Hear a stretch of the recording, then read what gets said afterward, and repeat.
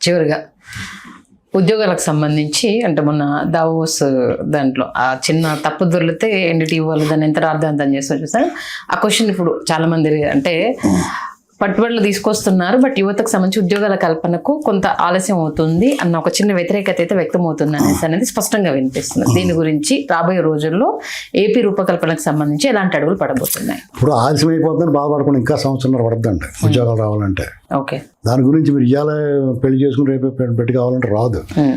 ఇతను చేసిన విధ్వంసం తర్వాత ఇంకొక 5 ఏళ్ళు పడుతుంది మనకి దీన్ని సరిచేయడానికి. అయినా సరే వీళ్ళు ఈ రాష్ట్రంలో వాళ్ళ పగ ప్రతీకారాలు ఒళ్ళు ఉడికిపోదండి. ఎవరికైనా రాజకీయ నాయకుడికి వాళ్ళు అనుభవించిన క్షోభ, వేదన, మనోవేదన అవన్నీ పక్కన పెట్టేసి రాష్ట్రం మీదే బిల్గేట్స్ వస్తున్నాడు రేపు 14వ తారీఖు ఆంధ్రప్రదేశ్కి. ఏంటండి ఇలాంటి పరిస్థితుల్లో జగన్మోహన్ రెడ్డి గారు వాళ్ళు లేకపోతే వాళ్ళందరూ ఏంటంటే ఎక్కడ దొరుకుతుందని వెయిట్ చేస్తున్నారు. అడగొచ్చు, వాళ్ళకి అడగడానికి ఛాన్స్ ఇవ్వట్లా.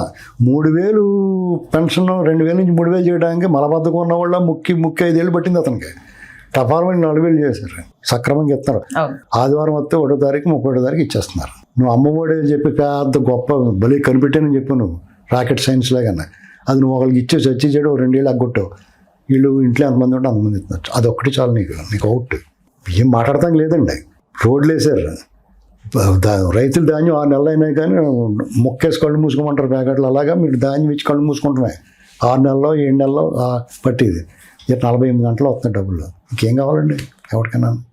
కాబట్టి ఉద్యోగాలు వచ్చేలేదంటనే రాలేదంటే రావు, టైం పడుద్ది, ఆగాల. ఎవరైనా సరే మనం గొంతుము కోరుకుని వీళ్ళు వచ్చారు కాబట్టి మా మంత్రదండం ఉంది ఇలా మాయ చేస్తాను అలాగే చెప్తారు రాజకీయ నాయకులు. అతను వినవు కదా. ఏంటండి సినిమా భలేగా ఉంది రామ్మంటారు, వెళ్ళిన తర్వాత తలపోటు వచ్చేది ఏమనుకుంటాం అంతే. ఆ సినిమా ఏదో క్లైమాక్స్లోని ఇంటర్వ్యూలో 2 పాటలు పడితే భలే ఉంది అనుకుంటాం. ఇక్కడ వీళ్ళు వాళ్ళ కష్టాలు పడుతున్నారు. నువ్వు తలపోటు వచ్చేసిలా చేసాడు అతను, రాష్ట్రాన్ని సర్వనాశనం చేసాడు, స్మెల్ వచ్చేసాడు. ఇవాళ ఎంతో కొంత ప్రశాంతంగా ఉన్నావు, నువ్వు హాయిగా పడుకుంటున్నావు, స్వేచ్ఛగా నువ్వైనా నేనైనా స్వేచ్ఛగా మాట్లాడగలుగుతున్నావు. ఏంటంటే శృతి మించిపోతే కోటింగ్ పడింది కానీ లేకపోతే 19 నెలల పాటు నీ ఇష్టమైనట్టే మాట్లాడిచ్చారు కదా. నువ్వు దాన్ని అలుసుగా తీసుకుని దారి దాటి వస్తే కాళ్ళు ఇరుగుతాయి. అంచు వరకు వచ్చో అంచు ఆగిన దాకా అడిగేసావు గోతులో పడతావు. అదే జరుగుతుంది. అంచేత నువ్వు ఒళ్ళు స్పృహలో ఉండి ఒళ్ళు దగ్గర పెట్టుకుని ఎంత మాట మాడితే అంత మాట మాట్లాడకుండా ఎవరిని మాట్లాడుతున్నావో కూడా చూసుకుంటే అప్పుడు నీకు క్షేమం వాళ్ళకి క్షేమం, పోలీసులకు కూడా పని లేకుండా హాయిగా ఉంటుంది. ఓకే, చివరిగా అంటే ఇలాంటి కొన్నిటి వాటికి ప్రలోభాలకు గురయ్యి జరుగుతున్న దాన్ని చూడలేక ప్రశ్నించే గొంతులు కొన్ని ఉంటాయి. అంటే వాళ్ళ అభిమానులే కావచ్చు, కూటమికి సంబంధించి అరే ఏదో మనం ఎక్స్పెక్ట్ చేసాం ఇది రావట్లేదు అంటూ కొంత నిరాశ చెందే వాళ్ళకి ఏదైనా చెప్పాలంటే ఏం చెప్తారు?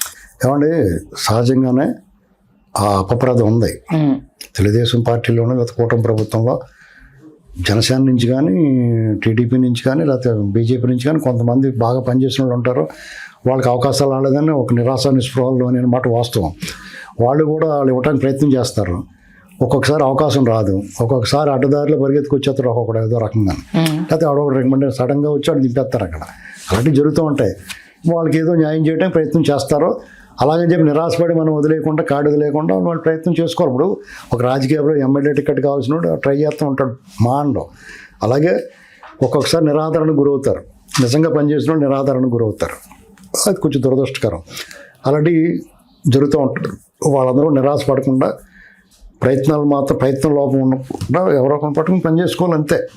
అంటే వాళ్ళే గుర్తించాలి కదా అన్నప్పుడు గుర్తించడం కష్టం అండి. ఎందుకంటే ఏమవుద్దంటే అందలం ఎక్కే వరకు ఒకలా ఉంటాడు ఎవడైనా. అందలం ఎక్కిన తర్వాత ఆకాశంలో ఉంటారు కాబట్టి మనకు కొంచెం చిన్నగా అంతం. అది వాళ్ళ తప్పు కాదు, ఇది సమాజ పరిస్థితులు అంతే. ఆ పరిస్థితి తప్పు.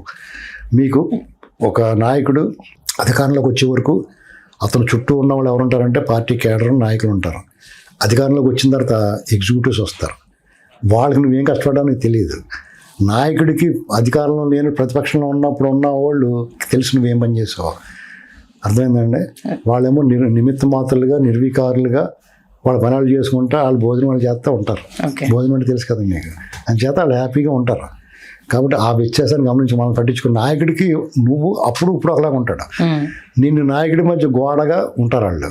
అది వాళ్ళ తప్పు కాదు, వాళ్ళ డ్యూటీ ప్రకారం వాళ్ళు ఎవరు కలవాలో ఎవరు కలవకూడదు అంతా వాళ్ళ డ్యూటీ పరిపాలన ఎవరి స్వలాభం వాళ్ళు చూసుకుంటారు. స్వలాభమని కాదు, పరిపాలన విధంగా ఉద్యోగ ధర్మం నిర్వర్తిస్తారు.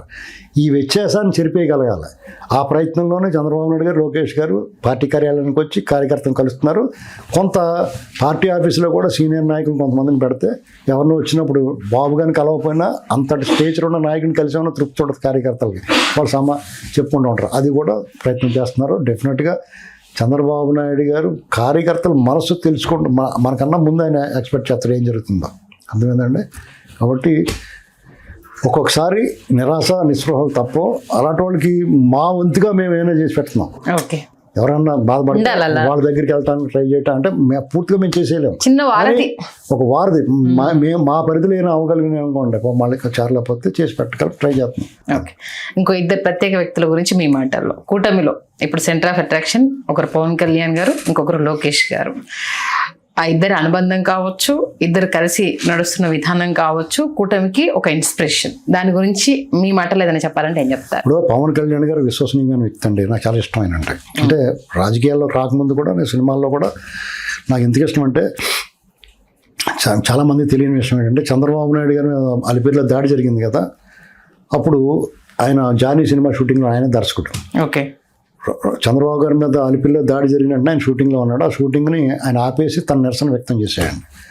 అంతేకాకుండా ఆయన పట్ల ఎందుకో ఒక రకమైన నా కృష్ణ గారి ఫేవరెట్ నేను. ఓకే, తర్వాత ఆటోమేటిక్గా మహేష్ బాబు అంటే లైక్ చేస్తాం కదా, నాకు పవన్ కళ్యాణ్ గారు అంటే కూడా ఇష్టం.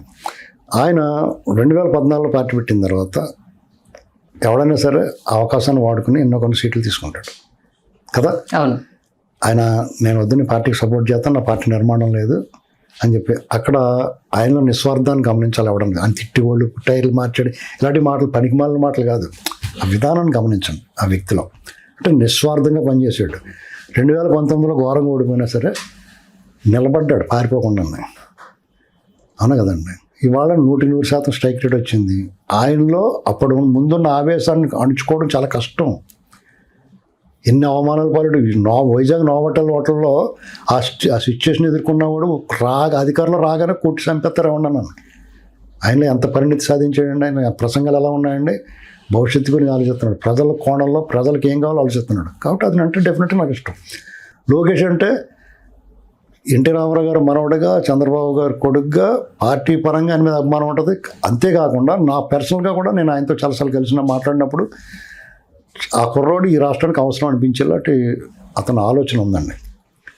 డెఫినెట్గా వాళ్ళిద్దరు బాండింగ్ అన్నదమ్ముల కంటే ఎక్కువగా ఉంది. అది రాజకీయ అవసరమా లేకపోతే రకరకాల వ్యాఖ్యానాలు చేస్తారు. వాళ్ళిద్దరిలో స్వచ్ఛత ఉంది, కలిసి పనిచేయాలన్న తపన ఉంది. కలిసి పనిచేయటం వల్ల బయట నుంచి వస్తున్న ప్రశంసల్ని వాళ్ళు ఎంజాయ్ చేస్తున్నారు. నేను ఎందుకు చెడగొట్టుకుంటారు ఎవడన్నా. అర్థమైందా? మనకు కూడా చెడగొట్టే ప్రయత్నం కూడా జరుగుతుంది. ఎవడ చేసిన పని జరగదండి. నెక్స్ట్ లోకేష్ సీఎం కాబోతున్నారు. ఏమండి లోకేష్ సీఎం అవుతున్నాడు అని చెప్పి పుకార్లు అయ్యి ఎవడు చెప్పాడు మీకు? ఎవరు చెప్పారండి? చాలా మంది మాట్లాడతారు. మీకు అగ్గిపోలు గీసిపోలు రెడీగా ఉంటారండి. దాన్ని అవన్నీ పట్టించుకుంటా పోతే బోడని చెప్తాను. తెల్లచొక్క వేసుకుంటే ఈ మీద ఏదో ఉందంటారు. ఏటి చూసుకున్నప్పుడు సూట్కి చెట్టుపోతారు. అది ఆ టైప్ అనమాట ఇదంతా. అవన్నీ పట్టించుకోకూడదండి. ఒకవేళ అయితే అవుతాడు ఏంటి సో వాట్ అయితే ఏంటి? లేకపోతే చంద్రబాబు గారు పవన్ కళ్యాణ్ గారిని మీరు ఉండండి లేకపోతే అంటాడు. ఏమవుద్ది? ఇప్పుడు ఏదైనా జరగవచ్చు. దానికి ఊరికే గింజు మనకి ఏం కావాలండి? అలా కాదండి. లా అండ్ ఆర్డర్ బాగుండాలి, ప్రశాంతంగా ఉండాలి. జగన్మోహన్ లాంటి ఈ దుష్ట శక్తులు మన రాష్ట్రంలో వాళ్ళ నీడ కూడా పడకూడదు. నోటి తుత్తర ఉన్న వాళ్ళు ఇప్పుడు ఆల్రెడీ కొడాలని నోరు మూసుకున్నాడు. వల్లభనేని వంశీ సైలెంట్ అయిపోయాడు. చాలామంది కొడాలని దాంట్లో కూడా కులంలో అవుతున్నారు. అతను ఏం చేయట్లేదండి. అక్కడ ఆపరేషన్ చేయించుకున్నాడు. జడ్జి అరెస్ట్ చేసి తీసుకెళ్ళి అన్ని జడ్జి గారి ముందు చొక్కా చూపించేస్తాడు. ఇదిగోండి బాబు ఆపరేషన్ చేయించుకున్నాను నేను అంటే వెంటనే వదిలేస్తాడు. బయటకు వచ్చి మళ్ళీ మాట్లాడతాడు. దానికన్నా బాగా తగ్గినాయి. ఇప్పుడు రంగస్థలం సినిమా చూసారా మీరు? అందులో అతను శత్రువుని ఏం చేసాడు? అటు బాగా సేవలు చేసి రోగం తగ్గిన తర్వాత తెలియాలి. ఇతనికి కూడా అది జరుగుతుంది. చంపరు కానీ ఇతను కూడా ట్రీట్మెంట్ అప్పుడే ఉంటుంది. Thank you. ఇంత బిజీ షెడ్యూల్లో ఉన్న అడగగానే స్టూడియోకి వచ్చి మీ లైనప్ గురించి అలాగే రేపు కూటమి ఏం చేయబోతుందన్న విషయాన్ని చాలా చక్కగా తెలియజేశారు. ధన్యవాదాలు. నమస్కారం.